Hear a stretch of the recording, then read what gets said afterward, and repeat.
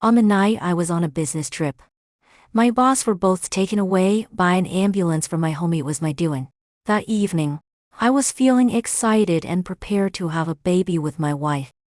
She was in the bathroom showering while I lay in bed getting ready. When I opened the bedside drawer, I noticed something was off. There were fewer condoms than usual. Not just one was missing. I usually buy them, and I keep track of how many we use. So how could they just disappear? Wife, why are several fewer condoms in the drawer? I asked her as soon as she came back to the bedroom after showering. Fewer? How would I know? Aren't you the one who uses them? Candace replied emphatically, although she sounded assertive. I detected a hint of panic in her eyes before she regained her composure. We had been married for 3 years, and after a few years of dating, we had been together for about 7 or 8 years, so I could tell when she was lying. Well, I must have remembered it wrong. I quickly covered. There was definitely something going on, but I had no evidence at the moment. I decided to stay calm and wait until I had proof. My earlier excitement faded away, and I cowled in sleep as thoughts raced through my mind. My name is Kelvin. Candace and I were college classmates. We started dating in college and married a couple of years after graduation, and friends envied our relationship, as not many college romances lead to marriage. Candace was the goddess of our university, with long legs that made everyone envy. She was an excellent dancer and a regular at various school events, keeping her figure in great shape with dance and fitness. It was luck that I won her over.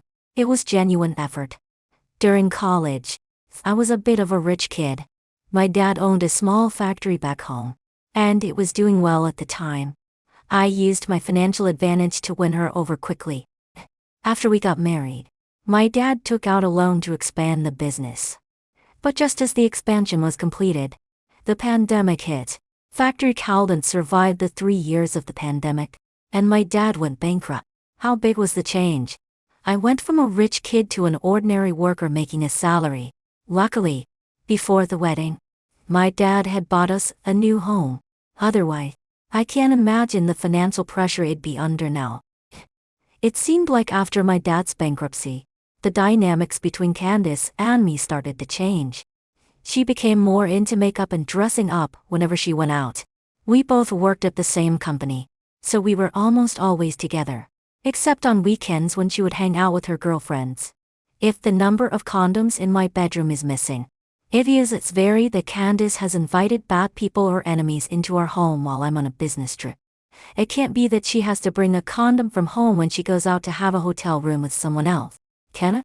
This kept me tossing and turning all night. The next day, I secretly bought a hidden camera. While Candace wasn't paying attention, I stealthily installed it behind a painting in our bedroom. The facts turned out to be just as I had suspected.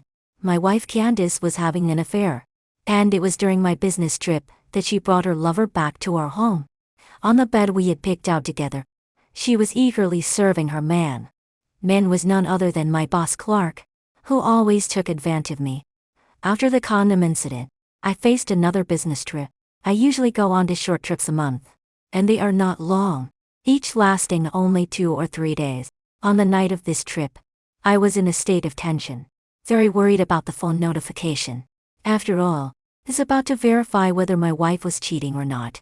The camera I installed was quite advanced. I set up a face recognition alert, which would pop up a notification whenever there was a person in the video. A little after 9 p.m., there was a ding sound, and I picked up my phone to see it was the camera alert. I quickly opened my phone to watch the live stream, and there were Clark and Candace together in my bedroom. Clark took out a set of fiery red lingerie and asked Candace to change into it. Candace had no hesitation and changed her clothes immediately, without any foreplay. The two of them became entangled. Watching the video, my eyes were bloodshot. My own wife, working so hard in front of Clark. I wanted to smash the phone to pieces right away, but I couldn't help but continue watching the video. After a long time, the two of them finished, with Clark lying on the bedside smoking it, and Candace was considerately lighting it for him. Clark, when are you going to divorce that tiger and stop making me wait like this? Candace complained a bit. My dear, how can I bear to make you wait? I'm preparing for it. After all, there's so much property to transfer. It can't be rushed. Once I've transferred most of the company's assets, I'll divorce her and marry you. Clark replied. Certainly. Here's the translation of the given text into English. How much is it going to be? You say that every time. I think you're just stringing me along. Do you not even want a divorce at all? Are you just playing with me? Candace was a bit angry. Does my little darling get mad? 3 months. Give me 3 more months, and I promise to divorce the tiger. Come, take a look at this jade bracelet. Do you like it? Clark said, pulling out a jade bracelet from his bag and offering it to Candace. Really? That's great. Candace quickly put on the bracelet and eagerly examined it in front of her eye. Clark, this quality is really good. It's over 100,000. He replied. I've been eyeing a piece of jadeite. That quality is even better. I have a birthday next month. Can you buy it for me as a birthday gift? After receiving the bracelet, Candace's attitude immediately changed, becoming ingratiating. She was just like this when I was pursuing her, always asking for various gifts. If I didn't buy them, she would be unhappy. But if I did, she would do anything. She hasn't changed at all. No problem. When your birthday comes, I'll have Kelvin go on a business trip and take you to buy it. Clark said. You're the best. Candace kissed Clark on the cheek. Looking at Clark's greasy expression, his balding forehead, and his fat pig-like stomach, I felt more and more disgusted. I couldn't bear to watch anymore. I turned off the phone and lit a cigarette. Candace? How could she stoop so low? Digger. Hooking up with a wealthy boss like Clark, and even preparing to marry him, just because my family fell on hard times and I became a poor worker. She hooked up with Clark? What kind of trash are these two together? I didn't even notice anything. No wonder Clark allowed both of us to work at his company. No wonder I had to go on business trips every month. It was all because of their affair. They're even planning to get married. No way. I absolutely want Candace to pay the price. I want this pair of dogs to pay the price. Clark didn't leave until midnight. And it's only about 10 days until Candace's birthday. In these 10 days, I need to come up with a brilliant plan to make this pair of dogs realize my power. I couldn't sleep all night, tossing and turning, mind constantly thinking about how to get revenge on them. And I actually thought of a brilliant plan. While I'm on business trips, Clark comes to my house every night, acting like the male head of the household. Let them play around and have fun. Soon enough, both of you will be crying. After returning home from a business trip, I pretended to be completely and put on an act. I saw Candace wearing a bracelet given by Clark on her wrist and deliberately asked, Honey, this bracelet is so beautiful. When did you buy it? I bought it from a live stream selling bracelets. It's a few $100s. It looked nice and wasn't expensive. So I bought it. Candace's lies came easily. Looking back now, over the past 2 years that we've lived together, I don't know how many lies she has told me.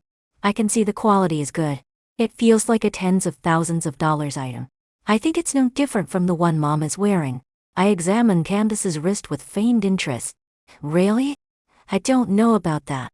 Candace's eyes flickered with a hint of panic.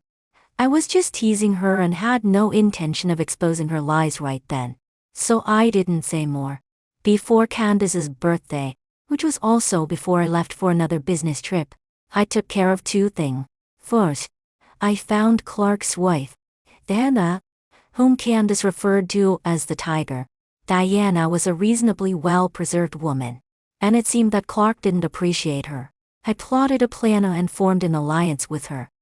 I researched various materials, bought an extra strong glue, and obtained a highly concentrated chili oil extract. I also consulted a chemistry major friend about professional mixing ratios and such. Since lubricant was a necessity for our intimate moment, I quietly mixed the super glue and chili oil into the lubricant Candace used. I then waited for Candace's birthday, when I would be away on a business trip, would secretly return overnight. The grand show began. After Candace and Clark returned to my bedroom, I quietly turned off the water supply to my house and emptied all the drinking water from the fridge beforehand. Turned on my phone, and waited to watch the show. Clark had prepared a new set of lingerie for Candace, and after she changed, the two of them twined together. Then Candace opened the bottle of specially made lubricant. "What the hell is this?" Clark shouted in agony. "It burns so much. Quick, get out of me." Candace also screamed in pain. "Can't get out. Call 120. The two of them, like conjoined twins, were in so much pain that I couldn't help but laugh out loud. Clark called 120, and I watched as he turned red with effort, stammering and describing their symptoms to the dispatcher.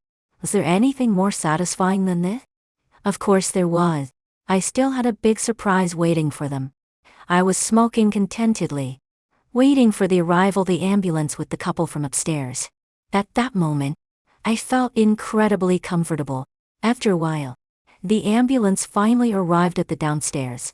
It was evident that the medical staff were quite excited, and I would be too. Who could have expected to encounter such a bizarre incident? It will provide them with a lifetime of conversation material. After a short time, the medical staff rolled out the stretcher. Although the couple covered themselves with white sheet, presumably to avoid embarrassment, their overlapping posture was still visible. I hailed a taxi and followed the ambulance to the hospital. After confirming their location for emergency treatment, I quickly called Candace's parents. I urgently informed them that Candace was in the hospital receiving emergency treatment, and it was quite critical. I claimed to be on a business trip and asked them to rush to the hospital.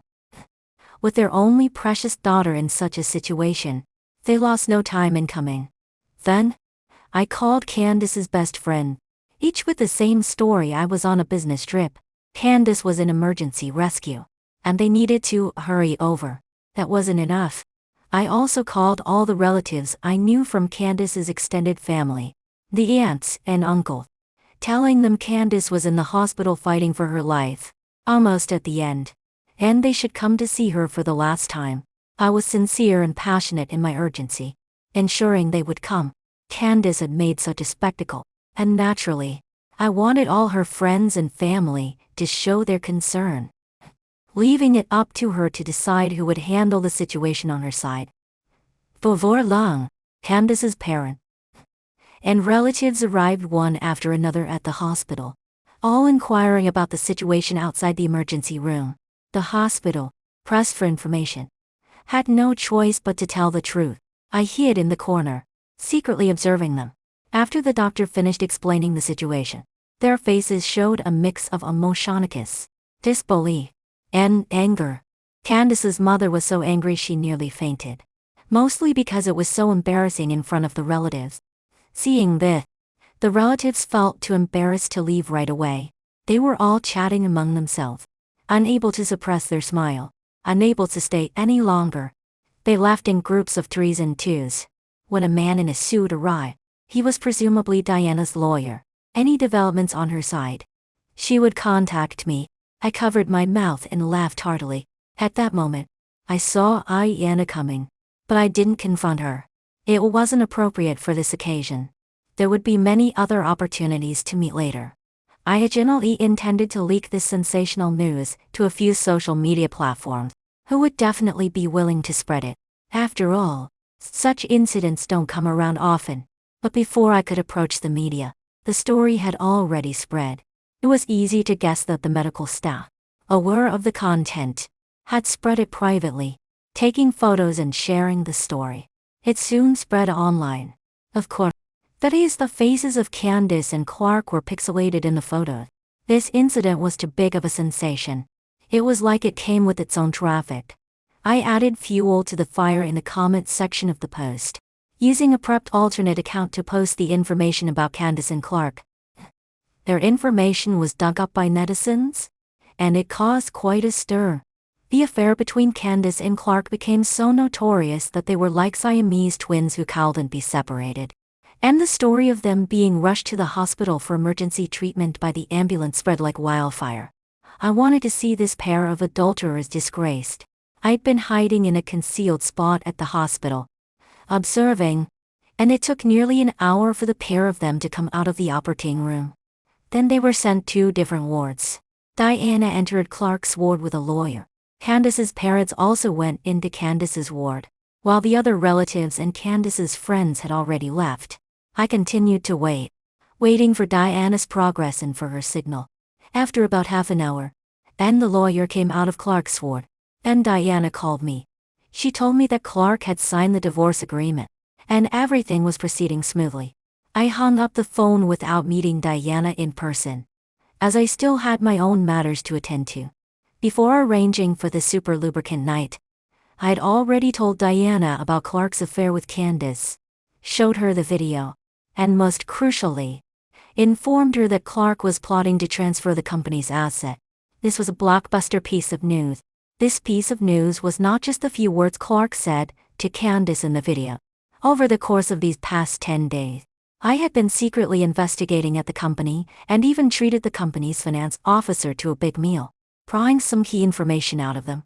From these key pieces of information, I continued to conduct covert investigations and found solid evidence of Clark transferring the company's asset. Clark and Diana were college sweethearts. After graduation, they started the company together. As the company gradually got on the right track and began to make money, they got married. After getting married, Diana gradually withdrew from these operations. After all, she had money now, and she began to take on the role of a full-time housewife. Diana's ability to co-found a company with Clark is a testament to her intelligence. Although she became a full-time housewife and no longer participated in the company's management, she still retained her shares in the company. Moreover, during the early stages of the startup, Diana's family gave her some money, making her a major shareholder in the company. That's why Clark went to great lengths to divorce Diana, spending nearly a year using all sorts of tricks to gradually seize and transfer the company's asset. Once Diana learned about these intrigues, she wouldn't just sit by and watch her own property being embezzled. In recent days, Diana has also taken action, finding trustworthy lawyers and some of the company's elders to thoroughly investigate Clark's asset transfer record. Of course, Clark was completely unaware of these investigations. He still thought he could pull the wool over everyone's eyes. Confront Clark. He had no excuse to offer. Diana had just gone to him with a lawyer and the evidence in hand. She demanded that Clark return the company's assets that he had transferred out, doing so obediently within 3 days. If he failed to return them, Diana threatened to call the police. Transferring and embezzling company assets are serious crimes, and Clark naturally knew the consequences he would face if he didn't return them. Then Diana divided all the assets, as she was the major shareholder and Clark was at fault, having violated their prenuptial agreement. Diana drafted a divorce agreement that clearly outlined the division of their property. Diana didn't leave Clark with nothing, but it was close. She left him with only a few $100,000, while the rest went to her. Clark signed the agreement without hesitation because he knew that if he didn't, he would go to prison. Diana is truly too smart and formidable. I was deeply impressed. After getting Diana's message, I immediately took action. I ran back and forth in the hospital corridors several times, pretending to rush in. "Mom and Dad, I'm here," I said. When Candace saw me, she turned her head in embarrassment. I saw her leg, separated and covered with a sheet, and I nearly couldn't help but laugh out loud. "Calvin, you're here." Candace got scalded by hot water. This child is always clumsy, and now she has to stay in the hospital for a while, La said, first looking flustered and then quickly regaining his composure. This old guy, his mind is still pretty sharp, coming up with a lie so quickly. "Are you burnt?" I asked as I walked over to the bed and yanked a corner of the sheet. "Let me see where it's burnt." "Oh dear, Calvin. The doctor said not to move it around. Quickly cover it up," my mother-in-law said, her face filled with anxiety, quickly pressing down on the sheet. Candace also protectively held the sheet with her hands. Then asked tensely, "Calvin, why are you back?" "My wife was taken away by the ambulance for emergency treatment. Could I not come back to check?" I didn't want to keep up the act anymore and shouted loudly. "Calvin, this is a hospital. Keep your voice down." My father-in-law pulled a chair over, trying to get me to sit down. "All right. There's no need for your family to keep up the act either. I'm crystal clear on what happened. Edinburgh, that's a good excuse. I want to ask you candid. What could you have done to burn that thing of yours? I continued to shout. Calvin, what are you saying? My father-in-law also got angry, glaring at me. What am I saying? Candace did such a shameless thing, bringing a man home and both of them ending up in the hospital for emergency treatment. This has already spread around. You can see it in the short video. Bad news travels fast. And do you still plan to keep it from me? Can such a shameful thing be hidden? I used to respect your father-in-law. But who cares about respect at a time like this? Oh dear. Calvin, lower your voice. This is a hospital. My mother-in-law said in an embarrassed whisper. Fine. I'll keep it down. Anyway, I'm not here to argue. What's done is done. And I know you two, like me, are completely ashamed. I'm here to get a divorce. I've already prepared the divorce agreement. Come on, Candace, sign it. I took out the prepared divorce agreement from my bag and placed it in front of Candace. The house was bought by my father before I got married, so it's my premarital property. We don't have much in savings now, so there's not much else to divide, making the divorce very straightforward. Calvin, it takes 100 years of cultivation to share a boat, and 1,000 years of cultivation to share a pillow. Who doesn't make mistakes in marriage? Candace made a mistake, but let her correct it. You can beat her, scold her. It's all up to. She was just momentarily deluded. Forgive her this time. Candace quickly apologized to Calvin. My father and my mother-in-law echoed his sentiments. I understand what they mean, but their daughter having done such a shameful thing. It would be even more shameful if she got divorced. People would say that I no longer wanted their daughter. And after the divorce, with Candace's disgraceful past, it would be so much harder for her to find someone else to marry. They would definitely try to reconcile rather than separate. Honey, I'm sorry. I really know I'm wrong.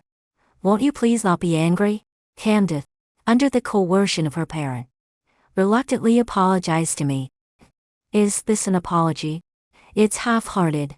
Candace, let's be honest. You never shared the good things you've done with your parents, right? Let me say it for you, Mom and Dad. Let me address you both one last time. Your good daughter Candace. Her affair is with our boss, Clark, and it's not just been 1 or 2 days. Do you see the jade bracelet on her wrist? That's a gift from Clark, worth over 100,000. Your good daughter doesn't love me at all. She loves money. She's been ready to divorce me for a long time, waiting for Clark to get divorced. Once Clark is divorced, she's going to marry him. Now, Candace, tell your parents if I'm right. And let me tell you, Candace, Clark just signed the divorce agreement. You should honestly sign our divorce agreement too, so you can go marry him. Candace, is what Calvin said true? My father-in-law asked. Is it true? Candace ignored her father and instead asked me if it was true. That shameless woman. Whether it's true or not, can't you just text him and find out? I said. Candace really picked up her phone and messaged Clark. That shameless person was so eager. At this point, she didn't need to pretend anymore. After getting a reply from Clark, Candace let out a sigh of relief. Calvin, he'll sign the agreement. Candace picked up the divorce agreement, glanced at it, and signed. Quick and easy. We can say we parted on good terms. I took the divorce agreement and left the hospital. I didn't go back to the office. This mess didn't matter anymore. In the following days, I packed up Candace's things so she could move out right after she was discharged. After Candace got out, we went to finalize the divorce paperwork, and she took her things with her. After the divorce was finalized, I called Diana, who told me she was at the office and asked me to come find her. Diana had taken back control of the company, and the office that used to belong to Clark was now hers, just rearranged a bit. Hi Diana, I greeted her warmly. Calvin, thanks to you for this whole situation. Have you finalized your divorce? Diana poured me a cup of tea, and her face was radiating a unique vitality that made her even more charming. She was dressed in a sharp suit that accentuated her figure beautifully, making it hard not to admire her. It's all done. I'm single again now, I said. Okay? According to our previous agreement. He'll have finance transfer you 500 a day as part of the project commission. To express my gratitude, you'll add another 100 euro and it's after tax, Diana said kindly. Wow, Diana, you really are a big deal. Thank you so much. I quickly complimented her. We had indeed agreed on this earlier. Since I provided her with various evidence of Clark's asset transfer, she promised to give me 500 as a reward once everything was settled. Honestly, I didn't pay much attention to it at first. I'd take it if she gave it, and if not, it didn't matter since I was going to do the work anyway. I didn't expect Diana to be so generous and straightforward, which surprised me a bit. This is what you deserve. Are you ready to come back to work? Once you're back, I'll promote you to department manager. Give you a raise. Diana sincerely invited me. Diana, I'm here to resign today, I said. You don't want the promotion and raise. In this economic environment, it's not easy to find a job outside. I truly hope you can stay and help me. You're capable, and I need a reliable assistant by my side. We're both single now, Diana said, reaching out to cover my hand. Her hand was soft, and I felt a jolt of electricity, quickly pulling my hand away. Inappropriate? I asked. What's inappropriate about it, Kelvin? You don't look down on me, do you? Diana moved closer to me. No. How could that be? Diana, you have such charm and elegance. I really like you. But I'm seriously here to resign. My dad's new factory is about to open, and I need to go back to help out. Even though I won't be working at the company anymore, we could still explore something. I said, you're taking over the family business. Then I won't stop you. Let's have dinner together tonight, Diana said. And before I could respond, she called finance to transfer the money and then asked me to do the handover of my work. She drove me straight to her place, ordered takeout, opened 2 bottles of red wine, and soon, we ended up in bed. I thought we would be going to a restaurant, but Diana didn't say anything about it. Looking back, I understood. Diana had been lonely over the years and needed to release that. Of course, I needed it too, and I fulfilled her desires wholeheartedly. My father's new factory indeed reopened. He is a man of action. Business failures of the past few years didn't bring him down. On the contrary, it further fueled his determination. With his many years of experience, it wasn't long before our factory was thriving again. Now I'm back to being a little rich second generation, with people introducing potential partners to me every day. But I'm not in a hurry. Candace and Clark didn't get married. After both of them, as promised, got divorced. They did move in together. However, Candace soon found out that Clark had become a pauper, with only a few $100,000 in assets. Candace is a typical gold digger, and with Clark, a middle-aged, fat, and unctuous man without money, how could she still find him attractive? They quickly went their separate ways. Candace learned from our friends that I was back to being a rich second generation and was quite envious. But I didn't expect that she could have the nerve to show up again. One night, after I finished my business engagements and returned home, I saw Candace waiting for me outside. I had already changed the lock, so she couldn't get in. Calvin, you're back. I've been waiting for you for hours, Candace said with a look of grievance. Why are you waiting for me? Are you sick? I replied rudely, without opening the door. Calvin, I really know I made a mistake. I was too foolish before. Deceived by that cheat Clark. He brainwashed me. POA. Calvin, can you forgive me another chance? Candace said emotionally, tears streaming down her face, and she grabbed my hand. I roughly pushed her hand away. Forgive? Try begging me on your knees. I looked at her playfully. With a thought, Candace actually knelt in front of me. Calvin, as long as you can forgive me, I'll do anything you ask. I really know I was wrong.